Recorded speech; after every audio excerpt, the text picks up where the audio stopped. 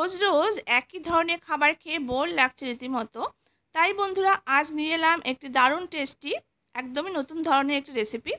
নিত্য নতুন ধরনের খাবার খেতেও ভালো লাগে আর নিত্য নতুন ধরনের খাবার বানাতেও ভালো লাগবে। আর এতে কিন্তু বাড়ির সবাই দেখবেন বেশ খুশিও হয়। তো আজ নিয়ে এসেছি সেরকমই একটি রেসিপি।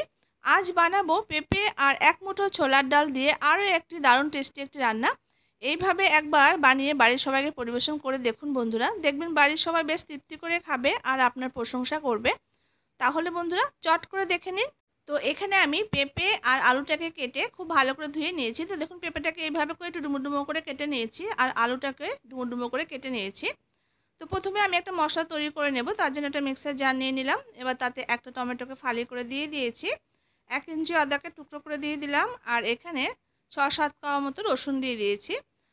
আর এর সাথে 3টে কাঁচা লঙ্কা দিয়ে এর একটা স্মুথ পেস্ট তৈরি করে নেব। তো দেখুন পেস্টটা তৈরি করে নিয়েছি। তো এরপর আমি রান্নাতে চলে যাব। তো গ্যাসের উপর একটা কড়াই বসিয়ে দিয়েছি, তাতে আমি সরষের তেল দিয়ে দিলাম। এবার তেলটাকে গরম করে নিয়েছি। এবার গরম তেলের মধ্যে ওই কেটে ধুয়ে রাখা পেঁপে আর আলুটা দিয়ে হালকা করে মিনিট 3-4 জন্য একটু ভেজে নেব। রান্না করার আগে পেঁপে আর আলুটাকে যদি একটু ভেজে নেওয়া হয় তাহলে কিন্তু খেতে ভালো লাগে। তো এখানে বন্ধুরা পেঁপে আর আলুর পরিমাণটা আমি বললাম না, আপনাদের পরিমাণ মতো করে কম বা বেশি করে নিতে পারবে। এবার পেঁপে আর আলুটা দিয়ে সামান্য একটু লবণ আর সামান্য একটু হলুদ দিয়ে দিয়েছি। এবার মিনিট 3-4 টাইম ধরে মিডিয়াম টু হাই ফ্লেমে পেঁপে আর আলুটাকে হালকা করে একটু ভেজে নেব। তো দেখুন পেঁপে আলুটাকে আমি হালকা করে ভেজে নিয়েছি। এবার আমি নামিয়ে নেব। তো বন্ধুরা যদি রেসিপিটি ভালো লাগে আপনাদের কাছে তাহলে কিন্তু একটা লাইক করবেন আর রেসিপিটি আত্মীয়স্বজন বন্ধু বান্ধবের সাথে শেয়ারও করতে পারেন। আর যারা নতুন দেখছেন চ্যানেলটিকে অবশ্যই চ্যানেলটিকে সাবস্ক্রাইব করে নেবেন। আবার আমি সামান্য পরিমাণ একটু সরষের তেল দিয়ে দিয়েছি। এবার ফোড়নের জন্য আমি এখানে 2টো এলাচ, 1 টুকরো দারচিনি, 3টে লবঙ্গ, 2টো শুকনো লঙ্কা, একটা তেজপাতা আর হাফ টিস্পুন মতো জিরে নিয়ে নিয়েছি। এবার এই ফোড়নগুলোকে তেলের মধ্যে দিয়ে দিয়েছি। এবার একটু নাড়াচাড়া করে ফোড়নগুলোকে একটু ভাজা ভাজা করে নিচ্ছি। ফোড়নটা ভাজা হয়ে গেছে, বেশ সুন্দর একটা মিষ্টি গন্ধ বেরিয়ে গেছে ফোড়ন থেকে। এই পর্যায়ে এবার আমি একটা মিডিয়াম সাইজের পেঁয়াজ কুচিয়ে দিয়ে দিয়েছি। এবার পেঁয়াজটা দিয়ে মিনিট 2 মতো নাড়াচাড়া করে হালকা করে একটু ভেজে নিয়েছি।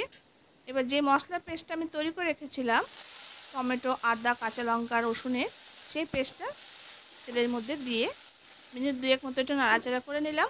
এবার একে একে গুঁড়ো মশলাগুলো দিয়ে দেব। তো এখানে হাফ টিস্পুন হলুদের গুঁড়ো দিয়ে দিয়েছি, 1 টিস্পুন এখানে জিরে গুঁড়ো দিয়ে দিলাম। রুটিন যে মশলাটা হয় সেই মশলাগুলোই আমি অ্যাড করব। 1 টিস্পুন এখানে ধনে গুঁড়ো দিয়ে দিয়েছি আর ঝালের জন্য হাফ টিস্পুন এখানে লাল লঙ্কা গুঁড়ো দিয়েছি। আর এখানে টেস্ট হিসাবে লবণটা নিয়ে নিলাম। সামান্য পরিমাণ একটু জল দিয়ে দিচ্ছি, তাহলে মশলাটা কিন্তু কষাতে সুবিধা হবে। তো মশলাটা মিডিয়াম টু হাই ফ্লেমে মিনিট 2-3 জন্য আবার খুব ভালো করে একটু কষিয়ে নিতে হবে। মশলাটা মিনিট 2-3 জন্য একটু কষিয়ে নিয়েছি। এরপর একটা ঢাকা দিয়ে ফ্লেমটাকে লো করে দিয়ে মিনিট 2 জন্য রেখে দেবো। এতে দেখবেন মশলাটা খুব ভালো করে কষানো হবে আর উপর থেকে দেখুন তেল রিলিজ করতে শুরু করেছে। এবার ঢাকাটা খুলে আরও মিনিট 2 জন্য একটু নাড়াচাড়া করে নিয়েছি মশলাটাকে। এবার এই পর্যায়ে 1 মুঠো মতো ছোলার ডাল এখানে দিয়ে দিয়েছি। ছোলার ডালটাকে কিন্তু আমি প্রায় 1-2 ঘন্টা মতো ভিজিয়ে রেখেছিলাম, তারপরে ছোলার ডালটাকে কিন্তু ইউজ করছি। ডালটা কিন্তু ভিজিয়ে রেখে তারপর ইউজ করলে কিন্তু ডালটা রান্নাটা করতে সুবিধা হয়, খুব বেশি সময় লাগে না আর ডালটা ফুলে ওঠে, এর ফলে কিন্তু রান্না করতে ভালো হয়। এবার ডালটা দিয়ে মশলার সঙ্গে মিনিট 2 মতো নাড়াচাড়া করে কষিয়ে নিয়েছি। এরপর এখানে হাফ কাপ পরিমাণ কোরানো নারকেল এখানে দিয়ে দিয়েছি এই ছোলার ডালের সাথে। এই কোরানো নারকেল একটু অ্যাড করে এইভাবে একটা রান্না করে খেয়ে দেখবেন, দারুণ খেতে লাগে। নারকেলটা দিয়ে ডালের সঙ্গে আরও কয়েক মিনিটের জন্য বেশ একটু ভাজা ভাজা করে নিচ্ছি। বেশ সুন্দর একটা নারকেল ভাজার যে একটা সুন্দর একটা গন্ধ বেরিয়ে যাবে সেই পর্যায় পর্যন্ত এটাকে খুব ভালো করে ভেজে নিতে হবে। তো খুব ভালো করে আমি এটাকে মশলার সঙ্গে এটাকে কষিয়ে নিয়েছি ডালটাকে। সামান্য পরিমাণ এখানে জল দিয়েছি। ডালটাকে প্রথমে একটু সেদ্ধ করে নেব, তো খুব বেশি জল দিইনি, সামান্য পরিমাণ জল দিয়েছি। তো 80% মতো যাতে সেদ্ধ হয়ে যায় সেরকম পরিমাণ মতো জলটা দিয়েছি। এবার একটা ঢাকা দিয়ে মিনিট 7-8 জন্য ডালটাকে একটু সেদ্ধ করে নেব। ফ্লেমটাকে কিন্তু একদম লোতে করে দিয়েছি। এবার মিনিট 8 পর ঢাকাটা আমি খুলে নিয়ে এবার দেখে নেব। দেখুন ডালটা কিন্তু অলরেডি অনেকটা সেদ্ধ হয়ে গেছে, প্রায় 80% মতো কিন্তু সেদ্ধ হয়ে গেছে। এবার এই পর্যায়ে পেঁপে আর আলুটা যে ভেজে রেখেছিলাম সেই পেঁপে আলুটা দিয়ে ডালের সঙ্গে আবার কয়েক মিনিট ধরে একটু নাড়াচাড়া করে খুব ভালো করে একদম কষিয়ে নেব।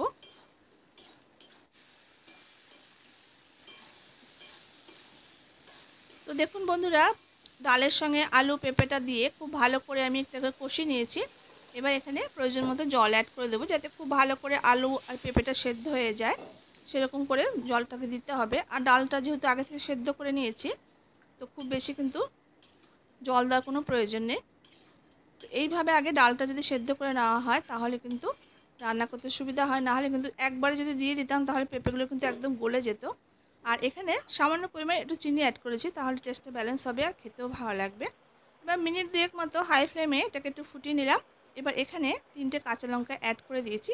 কাঁচা লঙ্কাটা পুরোপুরি অপশনাল। এবার এটা ঢাকা দিয়ে ফ্লেমটাকে লোতে দিয়ে মিনিট 7-8 জন্য আবার একটু রান্না করে নিয়েছি।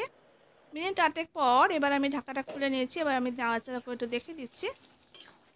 তো দেখুন পেঁপে আলু খুব সুন্দর করে সেদ্ধ হয়ে গেছে। আমি দেখে দিচ্ছি, দেখুন আলুটা খুব সুন্দর করে কিন্তু সুসিদ্ধ হয়ে গেছে। আর ডালটা আমি দেখিয়ে দিচ্ছি, দেখুন ডালটা একদম পারফেক্টভাবে সেদ্ধ হয়েছে, খুব বেশি কিন্তু সেদ্ধ হয়ে যায়নি আর একদম শক্ত থাকেনি। তো এরকম করেই কিন্তু ডালটা সেদ্ধ করে নিতে হবে আগে, তারপরে কিন্তু এই পেঁপে আলু অ্যাড করে রান্নাটা করলে চটজলদি রান্নাটাও হয়ে যায় আর খেতেও ভালো লাগে। এবার আমি নামানোর আগে 1 টিস্পুন পরিমাণ একটু গরম মশলা গুঁড়ো ছড়িয়ে দিয়েছি। আর আপনারা যদি এতে ঘি দিতে চান তাহলে 1 টিস্পুন মতো এখানে ঘি অবশ্যই অ্যাড করতে পারেন। এবার মিনিট 2 মতো মিডিয়াম টু হাই ফ্লেমে একটু ফুটিয়ে নিয়েছি। রান্নাটা আমার একদম প্রায় কমপ্লিট। আমি দেখিয়ে দিচ্ছি, দেখুন পেঁপেটা কিন্তু খুব সুন্দর করে সুসিদ্ধ হয়ে গেছে। তো বন্ধুরা, পেঁপে আলু দিয়ে মুখরোচক এই রান্নাটি একদম তৈরি। এবার আপনারা গরম গরম ভাত হোক, রুটি হোক বা পরোটার সঙ্গে বা লুচির সঙ্গে সার্ভ করে দেখুন, দারুণ খেতে হয়। তো রেসিপিটা আপনাদের কাছে কেমন লেগেছে তা অবশ্যই কমেন্ট করে জানাবেন। আর যদি ভালো লাগলে চ্যানেলটিকে অবশ্যই সাবস্ক্রাইব করে নেবেন। আজ তবে আসি, দেখা হচ্ছে নেক্সট রেসিপির সঙ্গে। ততক্ষণের জন্য সবাই খুব ভালো থাকবেন।